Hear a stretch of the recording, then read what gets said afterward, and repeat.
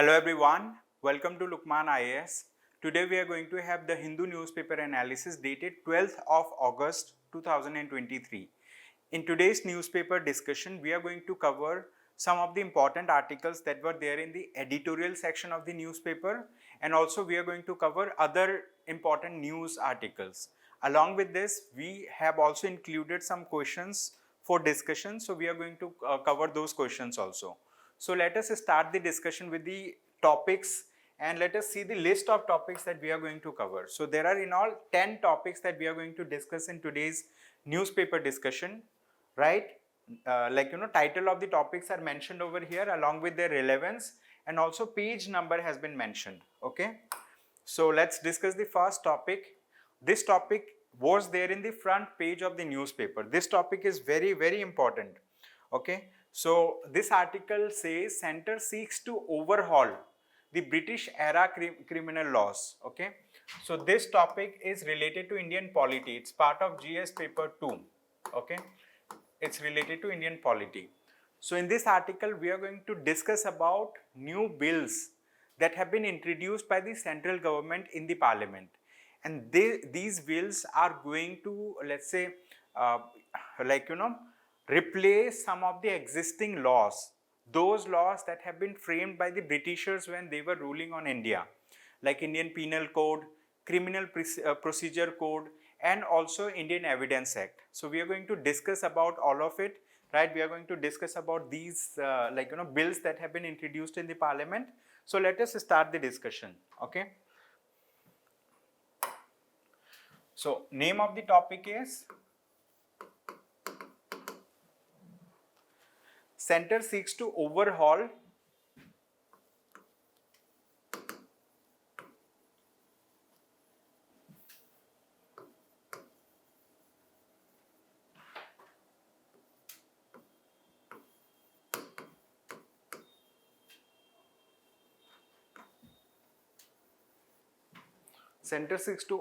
British era criminal laws.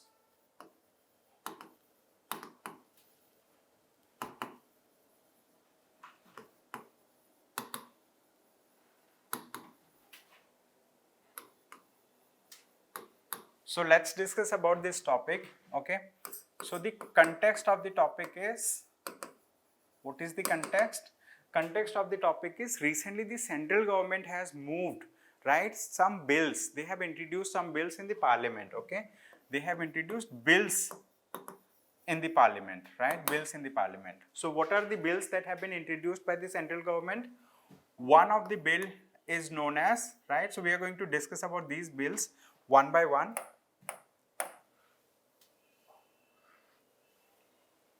So one of the bill that has been introduced by the central government, this bill is going to replace the IPC. IPC stands for Indian Penal Code, okay? IPC stands for Indian Penal Code. So what is Indian Penal Code? Indian Penal Code, this Indian Penal Code is a set of laws. It is set of, let's say, various codes, various, let's say, sections. And in those codes, they have mentioned about different types of, let's say, crimes that people do, right? And also it also mentions about, let's say, what will be the penalty, what will be the, let's say, penalty for these crimes. Penalty not only in terms of, let's say, monetary value, but also in terms of jail terms, okay? So what will be the sentence? So this is mentioned over here. And the central government is going to replace, repeal. It is going to repeal the Indian Penal Code. Repeal means it is going to,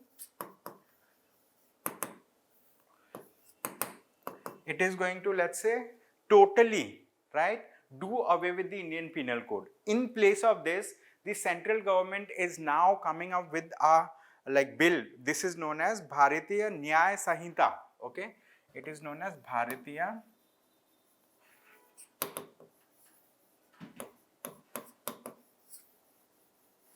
Nyaya, okay? Bharatiya Nyaya Sanhita.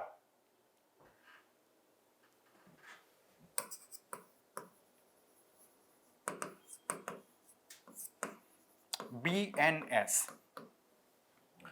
so far in Indian courts, right, they are using this Indian Penal Code, right, to understand the nature of crimes that people are doing, and also, let's say, like, understand about related like punishments for these crimes. Apart from this, there is something like, which is known as CRPC, okay, Criminal Procedure Code, and for that, for the Criminal Procedure Code, there is a Criminal Procedure Act of 1990. So this Indian Penal Code is of 1860. Then we have Criminal Procedure Code, and to give let's say like authority to the Criminal Procedure Code, there was a Criminal Procedure Act 1898, and the government is going to repeal this one also, okay, it is going to repeal this one also, and in place of this the government wants to bring Bharatiya Nagarik Suraksha Sanhita, okay, Bharatiya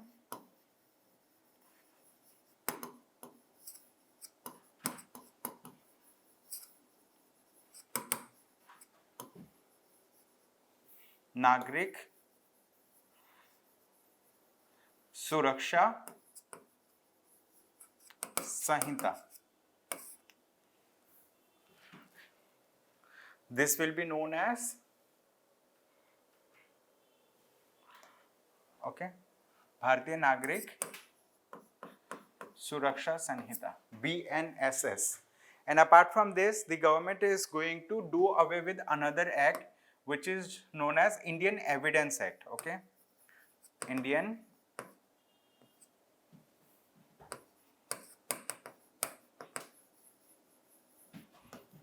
Evidence Act, and this Indian Evidence Act is of 1872, okay, 1872. So it is going to repeal this one, okay, or it is going to bring amendments to this one, okay. So after amending, it is going to, let's say, it will be replaced by Bharatiya Sakshya, okay, it will be replaced by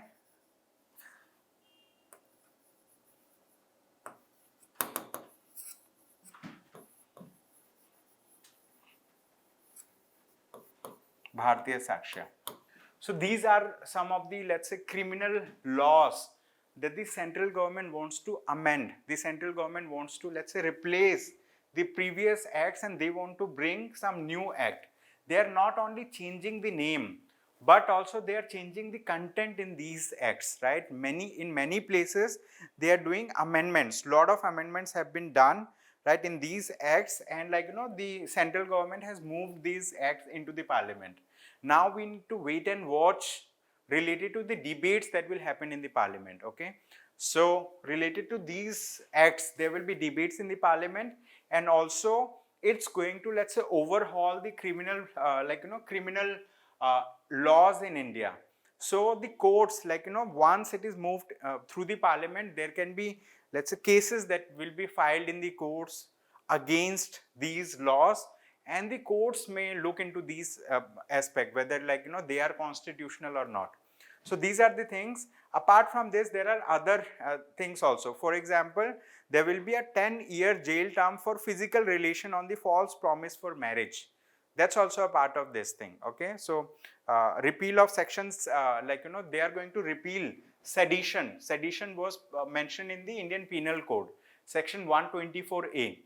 Sedition was any offenses against the state. So like they are going to repeal it, they are going to, let's say, do away that sedition. However, they have here defined different terms, related to offenses against the state, okay. They had defined many such terms, okay. So this is the thing. So this article, I mean, is not given in detail, but this is to help you understand, such a law is going to be brought by the central government, okay. So it is in the, let's say, it is not yet passed, but the central government has mooted the idea that they want to change, right, these criminal laws in India. Apart from this, we have one question for the mains exam, one question for the prelims exam. So let's discuss the mains question. It says, what is Malimat committee related to? Okay. Define the criminal justice reforms in India. So you need to write an answer related to Malimat committee. Okay, so in this article they have mentioned about it. So like go through it, Google about it, and then you can write an answer to this, right? Because here in the articles they have only referred to this particular committee. They have not given details about this committee. So you need to do some reading related to Malimat committee to answer this question. Apart from this, like we have another question. This question says, with reference to the Bharatiya Nyaya Sanhita Bill 2022, consider the following statements. Okay, so they have given 3 statements and we need to identify how many of these statements are correct. First one, it says it seeks to repeal the Indian Penal Code 1860. This is right. It will have no bearing on Maharashtra control of organized crime. So this is also mentioned in another article. Okay, so this is related. This is right. It will criminalize mob lynching. This is also right, because related to mob lynching they have mentioned 7 years, 10 years, or life term, life imprisonment. They have also mentioned hang till death. I mean, like, all of these things are mentioned. So it will criminalize the mob lynching.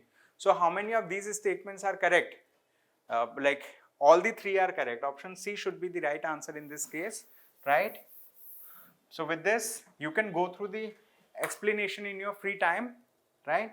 So explanation is given over here. You can also download this PDF from the description of the YouTube video to understand more about it. So with this, like we have another topic. This article has been written by Mr. Subramanian Swamy. He is a former Union Minister for Commerce, Law and Justice. Okay. So it says India needs a new economic policy.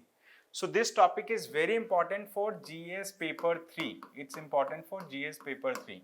Although it has some relevance with GS paper 2, however, it is mostly important for GS paper 3. So we are going to discuss about this article now. Okay. This was there in the editorial section of the newspaper. India needs a new economic policy.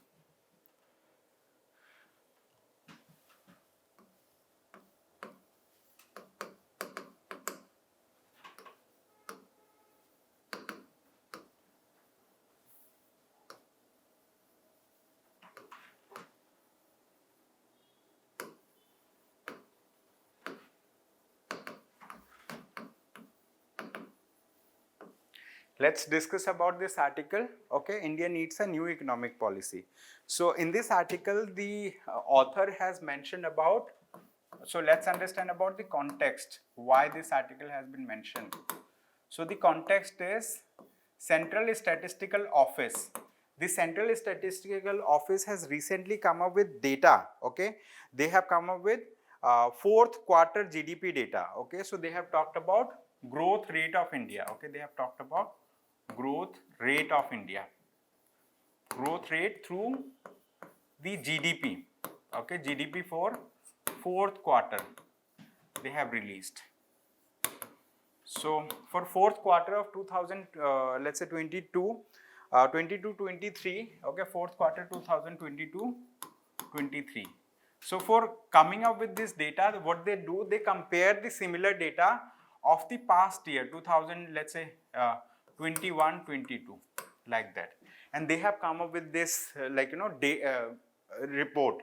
So the author criticizes this CSO data. Author says that the Press Information Bureau has also talked about similar GDP figures, and the figures that are recently released by the Central Statistical Office, these figures showcase a gloomy picture. Okay, showcase a gloomy picture. Gloomy means something that showcases unreal figures. Okay, so in general term means like it showcases unreal figure, and the author says that the present government, okay, present government, the NDA government, since it came into power, so since then, right, and specifically he talks about from the year 2016 till 2000, let's say 23 till present, what has happened? The GDP, gross domestic product of the country, has consistently declined. Okay, it has consistently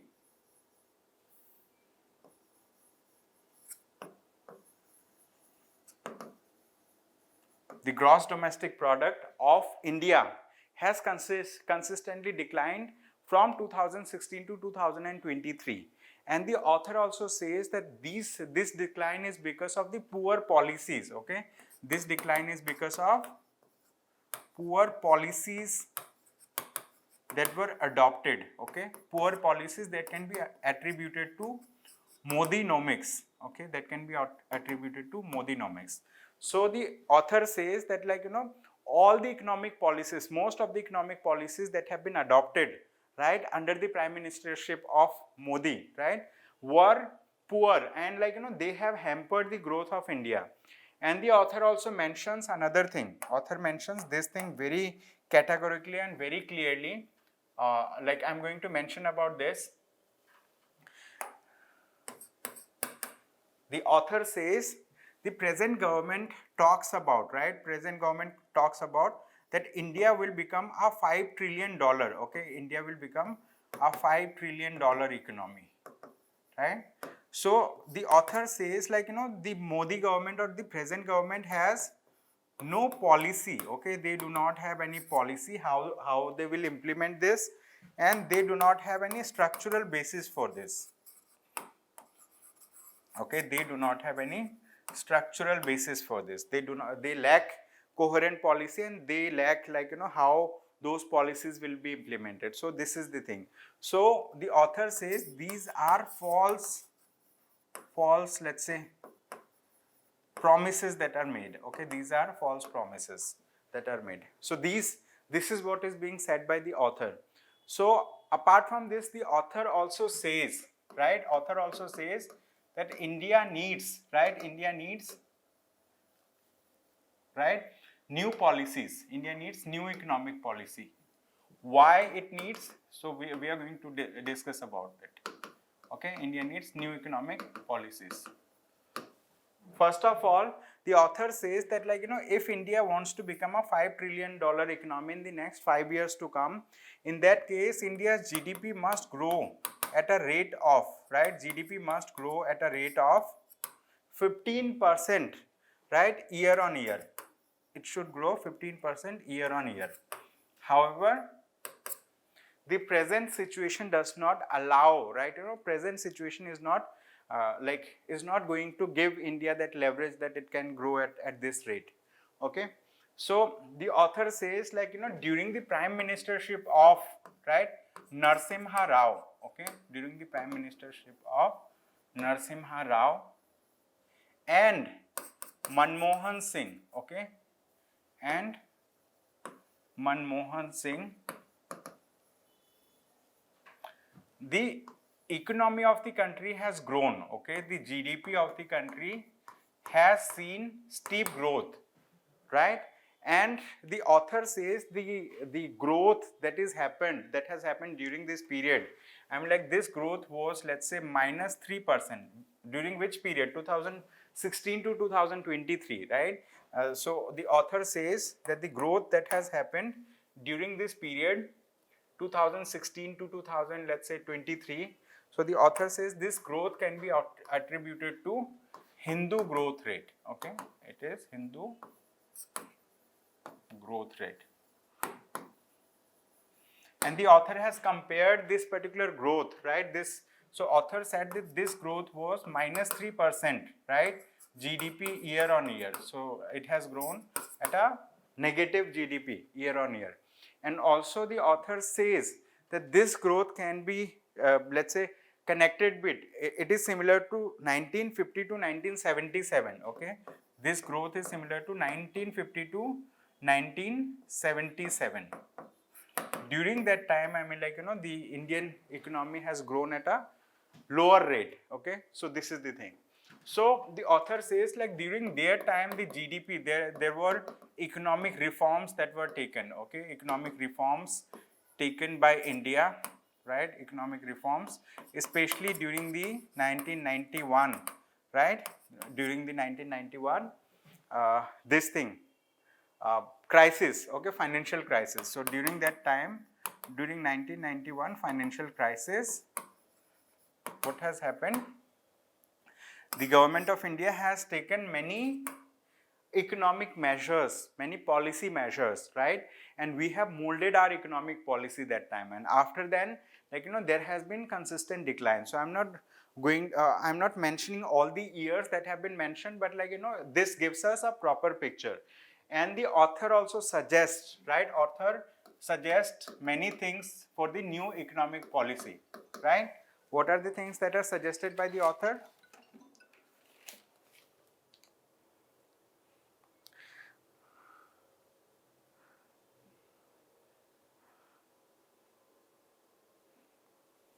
Right. So the author suggests many new things. So we are going to talk about those suggestions or recommendations for the new economic policy. Okay, recommendations. One of the recommendation that the author says that personal income tax, okay, personal income tax must be made this thing should be, let's say, reduced, or must be made zero. This is the thing. Also, the author says that not only personal income tax, the goods and services tax, it also must be repealed by the government. And author says the taxation avenues should be indirect taxes, okay? Like government should focus on other indirect taxes for receiving the revenues. And also the author mentions another important point. The author says that the RBI, right, the government of India can take the help of RBI so that new currencies can be printed, okay, new currencies can be printed.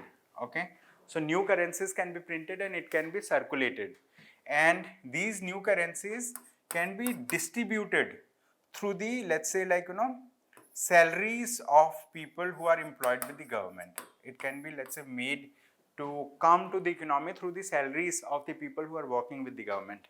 Apart from this, the author says, right, author says that there can be many such new things that the government of India can do. And this is the time that the government of India should think of coming up with a new economic policy. The author also mentions another very, very important thing. It says that the fixed deposits that people are making. So government says that there should be an interest rate, 9% interest rate for these things, right? There should be 9% interest rate. And if banks are lending to people, so that rate can also be, let's say, lowered, right? It can be lowered to make it, let's say, 6% for certain industries, right? So these are some of the recommendations that have been given by the author through this article, okay? So it says India needs a new economic policy, okay? So you can read this article in your free time to understand little more on this. Apart from this, we have a question. This question is for the prelims exam. We'll go through this question quickly. It says, with reference to gross domestic product, consider the following statements, okay? Gross domestic product means this is, let's say, all the total output that a country makes, right? In terms of goods that it is producing, in terms of services that it is producing, that is known as gross domestic product. For calculating gross domestic product, there are different methods. We have income method, we have expenditure method, we have other production method, etc. Okay, we do have different methods for calculating gross domestic product. Gross domestic product talks about how much a country is, let's say, producing in a year, right? So it takes into account the geographical territory of the country. So within the geography of the country, whether there are foreigners or there are Indians, right? Whatever is being produced, that will be accounted into the gross domestic product. So we are going to solve this question. First statement, it says the growth rate of GDP is declining annually since 2015 to 16. This is correct as per this article, okay? As per this article, this is right. Second, it says government spending is not taken into consideration while calculating GDP, okay?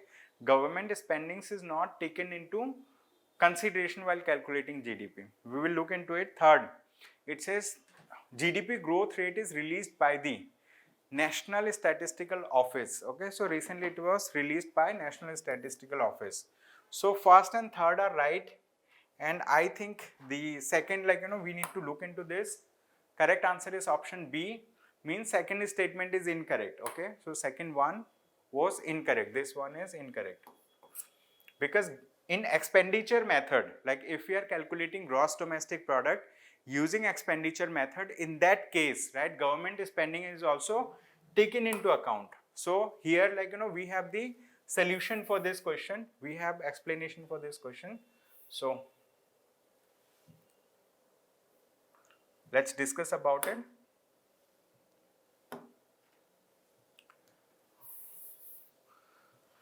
So what is the formula for calculation of GDP? It is mentioned here. Okay, the formula for calculating GDP, it is private consumption, gross investment, government investment.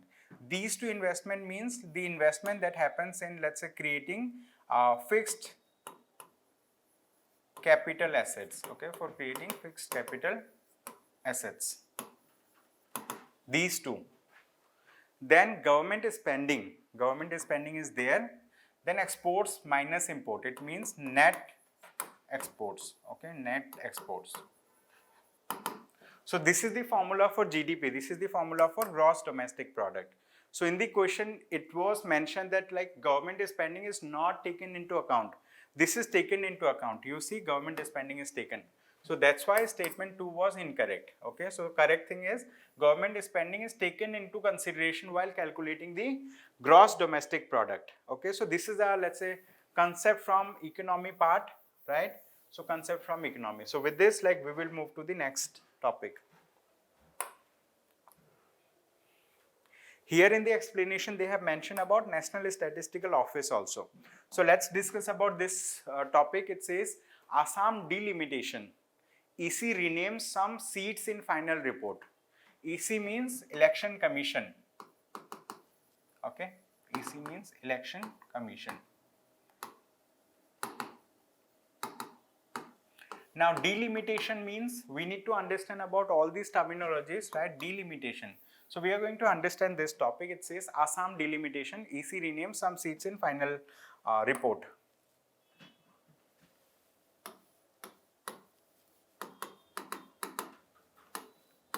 In short, I am writing Assam delimitation. So when we talk about delimitation, we need to understand about the concept of delimitation. Okay, we need to understand about concept of delimitation. So let's understand what do we mean by delimitation. So in this article, they have mentioned about delimitation.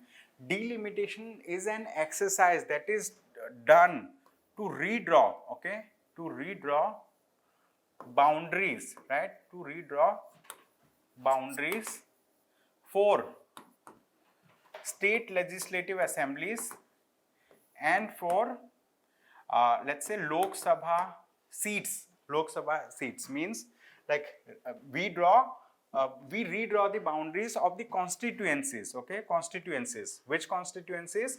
Constituencies of state legislative assemblies. Okay, constituencies for state legislative assemblies and for Lok Sabha election or general election.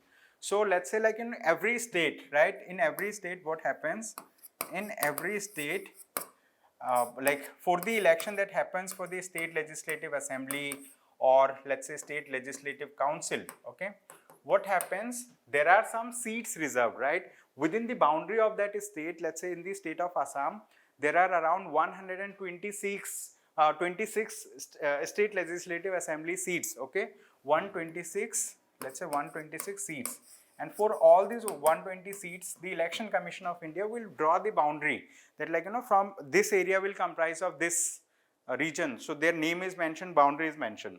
Similarly, whenever there is a Lok Sabha election, for that that constituency will be different.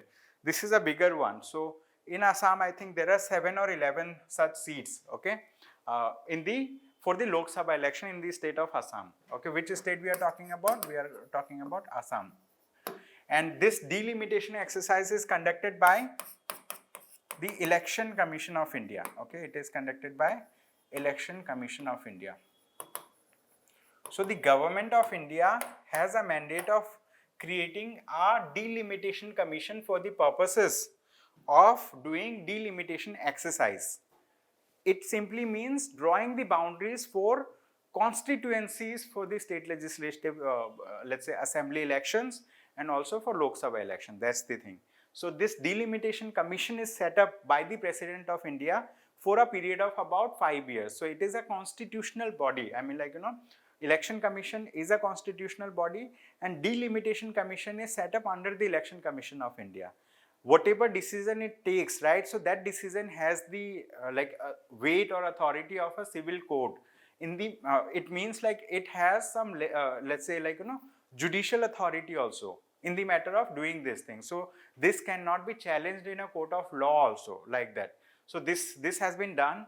So recently the delimitation exercise that was conducted in the state of Assam, so they have renamed, right, few of the constituencies in the delimitation commission. And also, like, some of the political parties have criticized this thing, and other political parties have supported this move. Okay, so BJP has supported, and however there is a there is a, what we say, local state local party AIUDF, so that has opposed it or criticized it, and also Congress has criticized. So this is the thing. We will not go into detail. So Election Commission is a constitutional body. It does have a chief election commissioner, and it has other election commissioners. So they are appointed by the President of India. Okay, they are appointed by the President of India, like that. So this is the thing, so Election Commission itself is a big chapter that one can read, right, from polity point of view. So this is the thing. So here it says, the poll panel has largely retained the draft proposal the BJP has welcomed. So they have also mentioned those constituencies that have been renamed. We don't need to go into those details because that's not important for the UPSC exam. Now let's understand about this topic. This topic is very, very important because India is currently holding the G20 presidency. So India is holding the presidency of G20. So India has used, let's say, Vasudhaiva Kutumbakam, this thing in the G20 logo. Okay, so this is used in the G20 logo, and China has objected to it. Why China has objected? Because Vasudhaiva Kutumbakam, that has been included. So it has been included in Sanskrit. Okay, it is in Sanskrit. However, in the logo we have mentioned one earth, one family, one future. Okay, so this thing, Vasudhaiva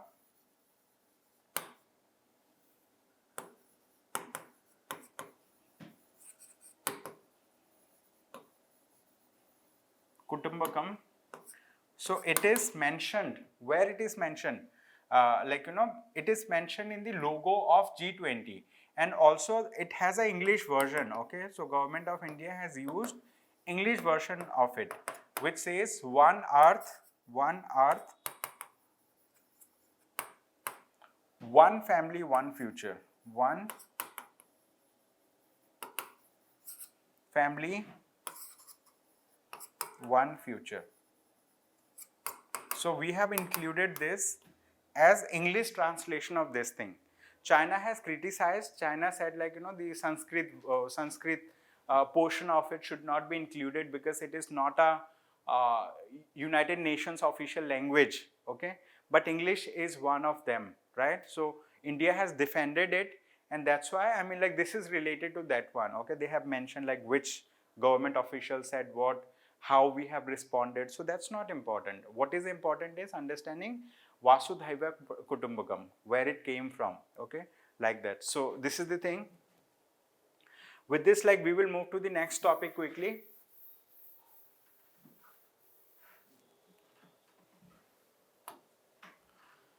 Now this topic is again important. It says India focuses on strengthening MDBs to address global challenges, says Finance Minister. Okay, so MDBs means Multinational Development Bank or Multilateral Development Banks. Okay, MDBs means Multilateral Development Banks. For example, okay, there are many such banks. Let's say like like we have a bank that was that was spearheaded by China. Okay, so China has spearheaded that bank, and like India is also a party to it. So there are many banks. For example, one of the multilateral bank that we can say Bretton Woods institution. Okay, Bretton Woods institution. For example, the like World Bank, International Monetary Fund, and similarly there are other like BRICS, New Development Bank. Okay, so New Development Bank is NDB, right? Is a, let's say, multilateral development bank. So the finance minister of India has said that we need to strengthen the multilateral development bank so that like they can give loans to those countries, right, who are in need of developmental loans. However, the finance minister has also talked about that these banks have, let's say, like few donors, and at the same time they have huge amount of demanders. So that's why, because of resource constraints, these banks are not able to give loans to for different infrastructural projects across different countries. So now India, like finance minister said that India is focused on strengthening the multilateral development banks to address the global challenges. Okay, this is what is mentioned, and this has been said like with reference to G20. Okay, G20. Currently India is holding the presidency of G20. Okay, so her remarks are mentioned here. Okay, so that's why I mean like this topic has been taken. Then we'll take another topic. This topic is again important. It says ECOWAS bloc to keep troops ready for Niger. Okay, it's unclear when or where the force will be deployed and which countries would contribute to it. Okay, so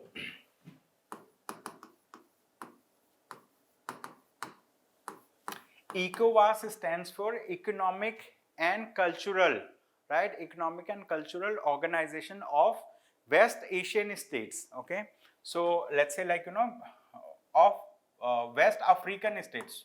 Sorry, it is West African states. Okay, so let's say I'm just drawing a rough map of Africa like that.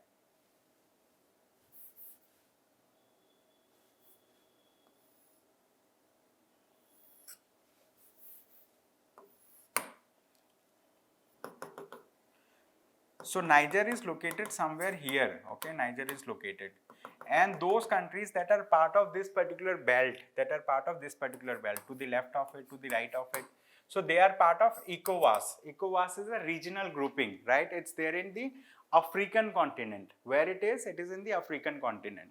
So the thing is, recently what has happened in Niger? In Niger, there was a military coup. Okay, it is written as C-O-U-P, but like we read it as C-O-U, coup. Because P is silent. Okay, P is silent. So that's why. So recently there was a military coup in Niger.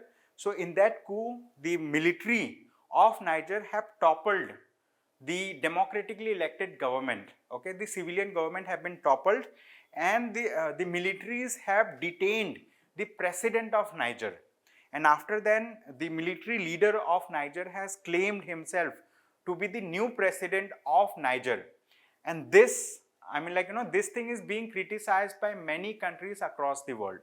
The countries like United States of America, French, and the ECOWAS countries, those countries that are let's say near to the Niger, right? They have also criticized this move, and they have given an ultimatum to the military of Niger.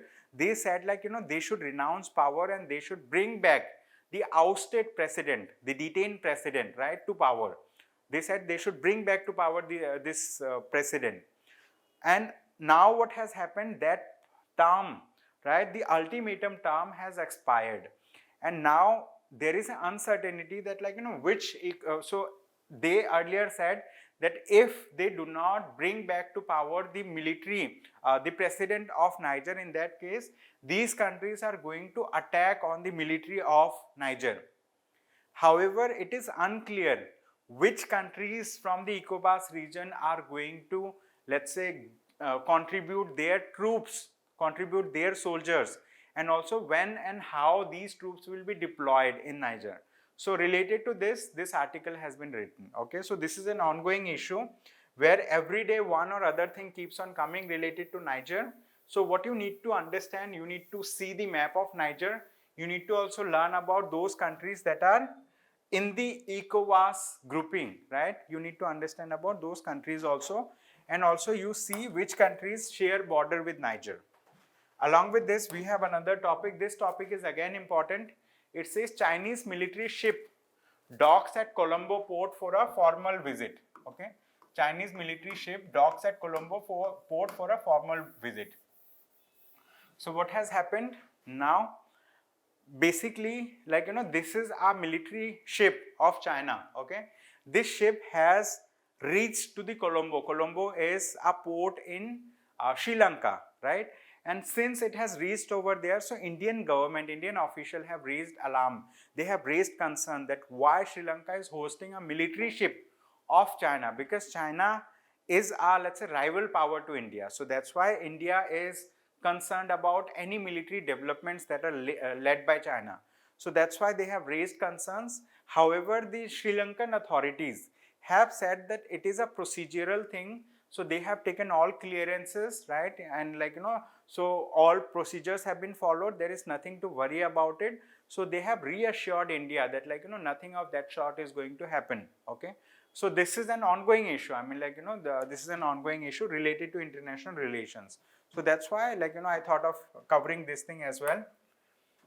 Then this is another topic. This topic says Luna 25 will not affect Chandrayaan, Russian Space Agency. So we know that the Indian Space Research Organization has launched Chandrayaan 3 mission on 14th of July 2023.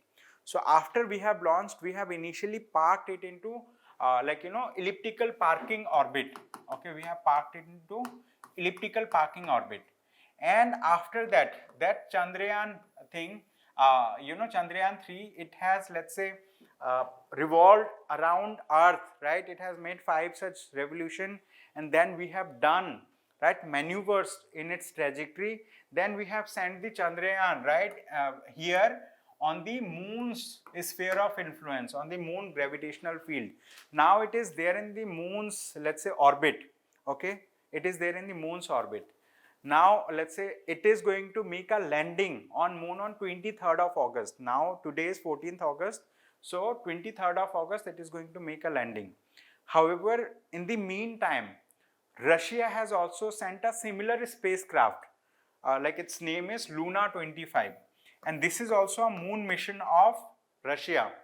And this Luna 25 is going to reach moon on 23rd of August, on the same day. And Russian Space Agency has made it clear that, like, moon is a very big celestial object. Okay, it's a very big celestial object. It has lot of space to accommodate n number of, hundreds of such spacecrafts. Okay, so it says that Luna 25 will not affect Chandrayaan. Okay, it is not going to affect Chandrayaan. So that's the thing. So now here in this article they have mentioned that currently there are 6 active lunar orbiters. Okay, 6 active lunar orbiters that are orbiting the moon, and only one operating rover, and that operating rover is of China. This is known as U-2 rover. Okay, so now we are sending a lander, we are sending a rover. Okay, it is going to land, and then from the lander will come out the rover, and that rover will, let's say, roam around on the surface of the moon, and after then it is going to give data to us, right? And like we already have an orbiter from the Chandrayaan 2 mission which is functional, which is giving us data. Okay, so this is just an ongoing activity that has happened related to like spacecrafts or moon mission. Okay, so India's moon mission is Chandrayaan 3, right? So other countries' moon mission has different names, like Russian one is Luna. So we have a question for you. This question, it says, prelims practice question. Consider the following statements about Luna 25. It says it is also designated as Luna Globe Lander, which is a Russian lunar mission. Then second, it is targeted to the South Pole region of the moon. Third, there are 2 primary scientific objectives of the mission. to study composition of the polar regolith and to study the plasma and dust components of the lunar polar exosphere. It says which of the above statements are correct, right? So we need to answer this question. Apart from this, there is a question for the prelims exam. This says, what is Chandrayaan 3 mission? Okay, what is Chandrayaan 3 mission? Why ISRO wants to explore Moon's South Pole? And what are the challenges of landing in South Pole? Okay, so this is related to Chandrayaan 3 mission. To write this answer, you can refer to my editorial discussion class. So like, this Saturday I have taken a editorial discussion class on Chandrayaan 3, where I have discussed all of it, all these things, like what is Chandrayaan 3 mission, why ISRO wants to explore Moon's South Pole, and what are the challenges of landing on the Moon's South Pole. All of it, like, we have discussed. So you can attend that editorial discussion class. You can download the PDF of the ED class, and then you can go through it. So that will help you to, let's say, answer this question. So related to this question, the answer is option D. All of the above, all these statements are correct. Okay, 1, 2, 3, all of them are correct. So with this, we have another topic. This topic we have already discussed. I mean, like, there were two such topics. One was in the front page, and this is another. It says new criminal laws will have no bearing on UAP and MCOCA. Okay, so like this also I have discussed, like, through our question. So as we have discussed that, like, the government of India, the central government has come up with new criminal laws that's going to replace the Indian Penal Code, the Criminal Procedure Code, and it's going to replace Indian Evidence Act. Okay, Indian Evidence Act, it's going to replace them. Okay, so this Indian Penal Code of 1860, Criminal Procedure Code of 1898, and this is Indian Evidence Act of 1872. So they are going to replace all of it, and they have named this, like, Indian Penal Code also. So I have, talked about their names in details. Okay, so you need to go through that article once again in detail to understand this one. So in this article, it says, like, these criminal laws will not have any bearing on Unlawful Activities Prevention Act and also MCOCA. What is MCOCA? MCOCA stands for Maharashtra. Okay, like Maharashtra Control of Organized Crime Act, and this particular thing is known as UAP, Unlawful Activities Prevention Act. So IPC will be replaced by, like, this Bharatiya Nyaya Sanhita, BNS. Okay, so these are the things. I mean, like, this is an ongoing update, right? So with this, like, we have another topic. This topic is again very important, and this is the last topic for the day. Okay, we are going to discuss this. It says, in Demolition Raj, the high courts as beacons. Okay, in Demolition Raj, the high courts as beacons. So what has happened? Recently we have seen violence in Nu. We will, let's say, like, understand this topic in detail. So this is related to Indian society, and also it's related to Indian polity. Okay, so this is part of GS paper 2. Okay, and GS paper 1, as well as, like, it has bearing for GS paper 3 as well. So now we will understand about this thing, this topic. It says, in Demolition Raj, the high courts as beacons.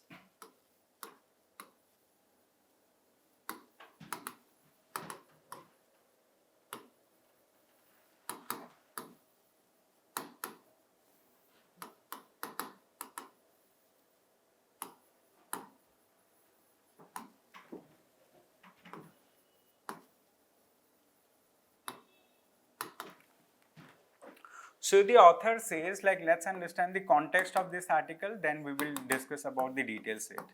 So this topic has been written with reference to the violence that has happened in Nu, which is a district. Okay, it is a district in Haryana. Okay, it's a district in Haryana. So we have seen recently that there was a violence in Nu, and this violence was orchestrated, right, by Vishwa Hindu Parishad, right, its youth wing. So they were doing a Jal Abhishek Yatra. Okay, so they were doing a Jal Abhishek Yatra. So during that Jal Abhishek Yatra, those people who were part of this Vishwa Hindu Parishad thing, so these people divided into different groups, right? Group 1, group 2, like that. and they had a fighting among themselves. Okay, and then after then what they have done stone pelting. Okay, they have done stone pelting on this area in Nu. Nu is a Muslim dominated area. Okay, Nu is a Muslim populated area. So since they have done this particular thing, now after this what has happened, after this the state government, okay, the state government of Haryana, okay, they have started demolishing the structure. Okay, they have started demolishing the houses, buildings of those people like who are Muslims, right, in Nu region, and they have started doing demolition, right, by saying that like this is allowed by municipal laws. Okay, this is allowed by municipal laws. Why? Because municipal laws has provision to demolish the unauthorized colonies, unauthorized buildings. Okay, so in the guise of it, it is doing.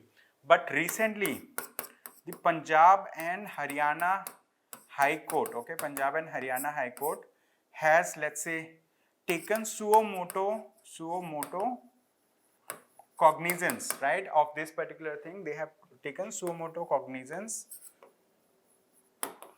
of this particular incident, and they have asked the officials to appear in front of the court, and the High Court has asked these officials that like whether it is the state is doing ethnic cleansing, okay, whether it is doing ethnic cleansing of these people, of Muslims. However, the state government has replied that it is not an act of ethnic cleansing.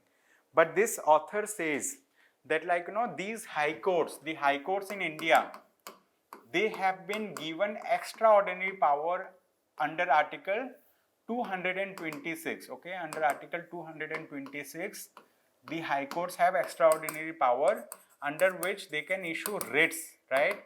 So there are 5 such kind of writs. So writs of habeas corpus, okay, writs of habeas corpus, mandamus, quo warranto, okay, quo warranto, certiorari, then we have prohibition, okay, then we have prohibition. So these are the writs that high courts can issue, and the writ jurisdiction of the high courts is wider. Okay, writ jurisdiction of high court is wider as compared to the writ jurisdiction of the Supreme Court of India. So the author says that like one of the previous Supreme Court judges, senior judges, right, who has now become a parliament member, Rajya Sabha member. So he was former Chief Justice of India. He himself has raised question on the basic structure of the constitution, the doctrine of basic structure of the constitution. He has raised question. So he says like the Supreme Court judges have let down, right, its people. Now the beacon is on the high courts, and the judges of the high court who have, let's say, asked such hard hitting questions to the state. So they are showing the light, because like only the judges can be the protectors. So the author makes a very specific case and says that the judges have done it right, and like so every the author also says that every assertion of what a court should do when the rule of law is demolished by the state is a welcome one, as the judges of the High Court of Punjab and Haryana have shown. Okay, this is the thing. So these judges, the author also mentions that like whatever was done by this, I mean like by the state government of Haryana. So what they have done, they have violated, right, they have violated the right to equality of the citizens. Okay, so there is a right to Article 14 of the Constitution of India. That Article 14 of the Constitution of India says like equality before law, right? It says equality before law and equal protection of law. Okay, equality before law and equal protection of law. Equal protection of law. So this is what the author is saying, that like the state governments are jumping into doing like instant justice, but the demolition that they have done, it is illegal in the nature because they did not do, and they did not serve any prior notice to the victims. Okay, they did not serve any prior notice, and they started doing the demolition very soon. So this is the thing. I mean, like, this article has been written in deep, so you can read this article in your free time to understand a little more on this topic. So that's all for the day. Thank you so much everyone for attending today's session. I hope you have a good day ahead. Thank you.